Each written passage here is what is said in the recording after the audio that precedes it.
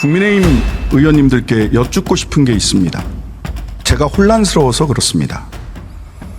국민의힘에선 지금까지 대통령실에서도 비슷했는데요. 최해병 사건을 수사했던 해병대 수사단이 조사만 해야 되는데 수사를 해서 문제다라고 말씀하셨던 것으로 기억합니다. 그런데 오늘 주진우 의원님의 토론을 보면 충분히 수사하지 않은 채, 충분한 수사 인력과 수사 기간 확보하지 않은 채 열흘만 수사하고 경찰에 넘겼기 때문에 문제라고 말씀하십니다. 해병대 수사단에는 수사권이 있습니까? 없습니까? 수사를 해서 문제입니까? 수사를 충분히 하지 못해서 문제입니까?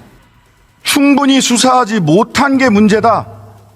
열흘 수사하고 제한된 인력으로 수사해서 넘겼다, 경찰에. 그게 문제다. 그러면 기록을 강탈하지 말고 경찰이 그냥 수사하게 놔두셨어야죠.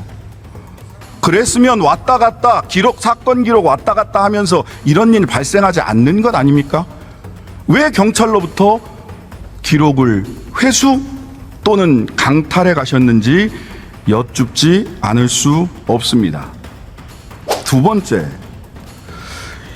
이종섭 장관은 수사기록 이첩을 결재하는 공문서에, 이첩을 명령하는 공문서에 결재 사인을 하셨습니다. 묻고 싶습니다. 이렇게 공문서에 사인을 해서 결재한 공문서를 취소하려면 어떻게 해야 합니까? 구두로 취소가 가능합니까? 제가 아는 행정 절차 규정은 구두 취소가 불가능하다라고 저는 이해하고 있습니다. 따라서 이첩을 결정한 결재 문서는 단 한 번도 지금까지 취소된 사실이 없습니다. 있습니까? 없습니다. 그렇다면 무엇을 근거로 해서 수사 기록을 회수 또는 강탈해 가신 겁니까? 누가 이종섭 장관의 명령을 따른 것이고 누가 이종섭 장관의 명령을 따르지 않은 것입니까?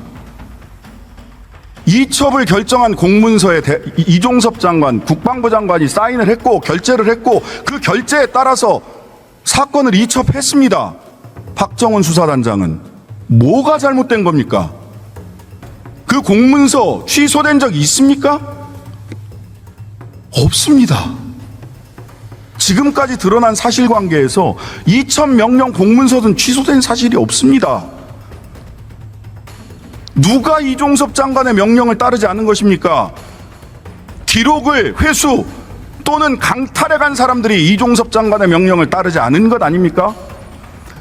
장관의 명령을 따르지 않고 구두 지시만으로도 장관의 명령을 뒤집을 수 있는 사람 대한민국에 누가 계십니까? 대통령밖에 더 있습니까? 대통령께서도 구두로만 지시하시면 안 됩니다. 공문서에 이첩을 취소한다 라고 공문서로 결재해서 명령하셔야 되는 것 아닙니까? 그런 공문서 있습니까? 보고 싶습니다. 아까 주진우 의원께서는 사건 기록을 회수해 와서 더 많은 500페이지 몇백 페이지짜리 사건 기록을 더 많이 수사해서 경찰에 다시 넘겼다. 잘한 일이다. 이렇게 얘기를 하셨습니다. 도둑질한 금괴에 쌀을 넣어서 돌려주면 도둑질이 잘하는 일이 되는 겁니까? 강탈하는 순간 이미 범죄가 저질러진 것 아닙니까? 기록 500페이지가 1000페이지가 되고 10,000페이지가 된다고 하더라도 기록을 강탈해 간 사실이 달라집니까?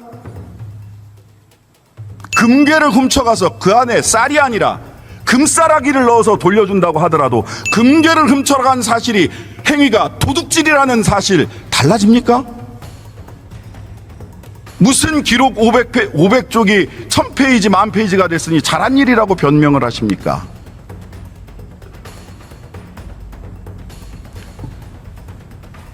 수사 열흘 만에 이첩한 것, 그 인력으로 열흘 수사하고 8명을 혐의자로 적시해서 이첩한 것, 잘못된 수사다 또는 잘못된 조사다라고 말씀하셨습니다. 12사단 얼차려 훈련병 얼차려 사망 사건, 5월 23일 오후에 훈련병이 쓰러졌습니다. 그리고 이틀 뒤 오후에 사망했습니다. 그리고 사흘 뒤 28일, 5월 28일 육군은 강원경찰청에 사건을 이첩했습니다. 법정 양식에 따라 박정훈 수사단장이 법정 양식에 따라 이첩한 것과 동일한 법정 양식에 혐의 등을 적시해서 이첩했습니다. 왜 이러는 겁니까? 이분들도 전부 다 항명하고 있는 겁니까? 이분들도 전부 다 수사 제대로 안 하고 장관과 대통령의 지시사항 다 어기고 이렇게 사건 처리하고 있는 겁니까? 왜 이분들은 문제 삼지 않습니까? 한 가지 더 말씀드립니다. 특검 관련해서 공수처 헌재 결정문을 인용해서 특검을 야당이 추천하는 것은 대통령의 권한을 침해하는 삼권분립에 위배되는 것이다 라고 하는 말씀도 하셨습니다. 잘못된 비교입니다. 헌재 결정문 중에는 야당이 특별검사를 추천하는 것에 관한 결정이 직접적 결정이 있습니다. 그걸 인용하셔야죠. 왜 공수처 결정문을 인용하십니까? 공수처와 특검이 똑같습니까? 상설적 행정기관인 공수처에 대한 대통령의 일반적 임명권은 당연한 겁니다. 하지만 대통령이 핵심 수사 대상이 되는 특검에서 야당이 추천을 해서 대통령이 임명하는 특검법에 대해서 헌재는 합헌 결정을 내린 바 있습니다. 그 결정문을 인용하셔야죠. 왜 그 결정문 인용하지 않으십니까? 불리하니까. 안 그렇습니까? 그게 아니라면 왜 직접 특별검사 추천에 관한 헌재 결정문이 있는데 왜 그 결정문 인용하지 않으세요? 예. 자, 그래서 보충 설명을 드리도록 하겠습니다. 역대 특별검사법 주요 내용 중에서 두 가지만 찝어서 말씀드리도록 하겠습니다. 하나, 특별검사 누가 추천했는가? 두 번째, 피의사실 공표 어떻게 처리했는가? 대한민국에는 13건의 특별검사 특검법이 있었습니다. 1번, 조폐공사 파업 및 올로비 특검법, 대한변협이 특검 추천했습니다. 이용호 특검법, 대북송급 특검법 모두 대한변협이 추천했습니다. 시대순입니다. 시간순입니다. 가장 먼저 이른 특검법부터 말씀드립니다. 측근비리 특검법, 대한변협이 특검 후보자를 추천했습니다. 사할린 유전 특검법, 대법원장이 추천했습니다. 삼성 비자금 특검법, 대한변협이 추천했습니다. BBK 특검법, 대법원장이 추천했습니다. 검사 등 불법 자금 특검법, 대법원장이 추천했습니다. 디도스 특검법, 대법원장이 추천했습니다. 여기서부터 주의해서 들어주십시오. 역사적인 순서니까요. 내곡동 사저 부지 특검법, 이명박 전 대통령의 내곡동 특검법이죠. 민주통합당의 특검 후보자 2인 추천, 이렇게 되어 있습니다. 당시 야당 민주통합당이 그냥 2명을 다 추천했습니다. 삼성 특검법, 상설 특검법은 빼겠습니다. 이건 상설 특검법이니까 일반적 특검법이 아닙니다. 최순실 등 국정농단 특검법, 더불어민주당, 국민의당 각각 특검 후보자 2인을 추천합니다. 여기는 아예 당명까지 지정돼 있습니다. 더불어민주당과 국민의당. 그리고 국민의당이 추천했던 박영수 특검이 되었고요. 특검 후보가 특검이 되었고, 수사팀장은 윤석열. 그 수사단원 중에 한동훈. 윤석열 대통령은 그럼 지금으로 보자면 위헌적인 특검의 수사단장을 하신 겁니다. 그때는 맞고 지금은 틀립니까? 그때는 맞을 수 있고 지금은 틀릴 수 있습니다. 그러면 이유를 분명히 대셔야죠.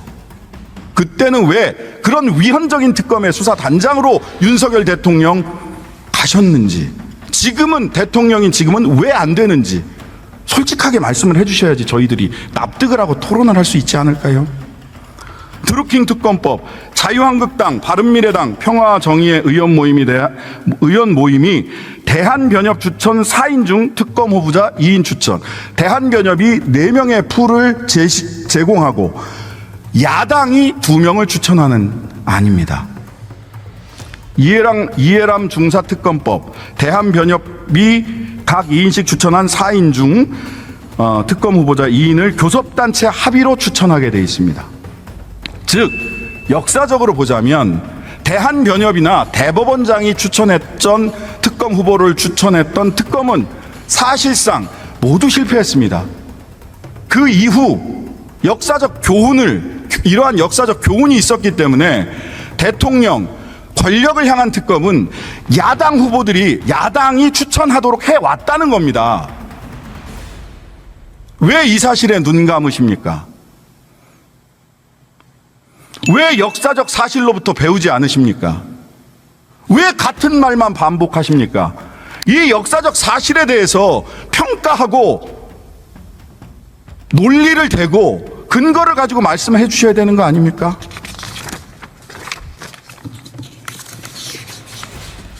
피의사실 공표 관련돼서 말씀드리겠습니다. 첫 번째, 대한민국 형법은 피의사실 공표죄가 형법이 최초로 제정된 때부터 지금까지 존재합니다. 하지만 피의사실 공표죄로 처벌받은 검사 몇 명이나 있는 줄 아십니까? 한 명도 없습니다. 그런 분이 피의사실 공표, 그 검사 출신이신 분들이, 지금의 또 검사들이 피의사실 공표를 이야기하는 것 자체가 저는 넌센스고 코미디고 내로남불이라고 생각합니다.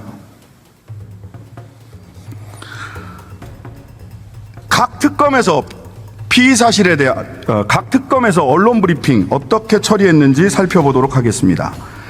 박근혜 정부의 최순실 등 민간인에 의한 국정농단 의혹 사건 규명을 위한 특별검사의 임명 등에 관한 법률 제12조 사건의 대국민 보고, 국민의 알 권리 보장을 위하여 피의사실 외의 수사 과정에 대하여 언론 브리핑을 실시할 수 있다. 드루킹 특검 피의사실 외의 수사 과정에 관한 언론 브리핑을 실시할 수 있다. 이해람 중사 사건 국민의 알 권리 보장을 위하여 피의사실 외의 수사 과정에 대하여 언론 브리핑을 실시할 수 있다. 이용호 주가 조작 횡령 사건 특검 특별검사는 수사 완료 전에 1회 같은 조문이 있고요. 거기에 덧붙여서 특별검사는 수사 완료 전에 1회에 한하여 중간 수사 결과를 발표할 수 있다. 심지어 중간 수사 결과를 발표할 수 있는 조항까지 포함되어 있습니다. 한국철도 등의 사할린 유전개발 참여 관련 의혹 사건 진상규명을 위한 특별검사법, 여기도 특별검사는 수사 완료 전에 1회에 한하여 중간 수사 결과를 발표할 수 있다라고 규정되어 있습니다.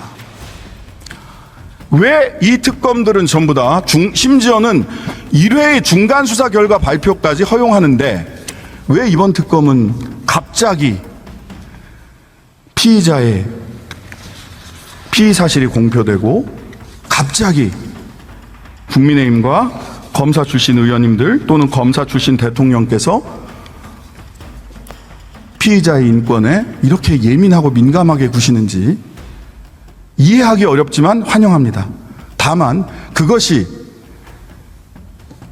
권력자들의 인권, 권력자들의 피의 사실 공표에 대한 금지가 되지는 않아야 한다라고 저는 생각합니다.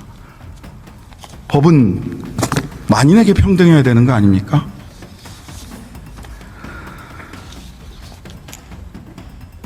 찬성 토론, 반박 토론, 그리고 보충 토론까지 제가 준비한 토론은 여기까지입니다. 논리적으로 반박해달라고 해서 논리적으로 반박을 좀 드렸습니다. 주진우 의원이 아니시더라도 제 뒤에 토론해 주실 국민의힘 의원님들께서 제가 제기한 몇 가지 질문에 대해서 제발 답을 좀 해주셨으면 좋겠다라는 부탁의 말씀을 다시 한번 드립니다.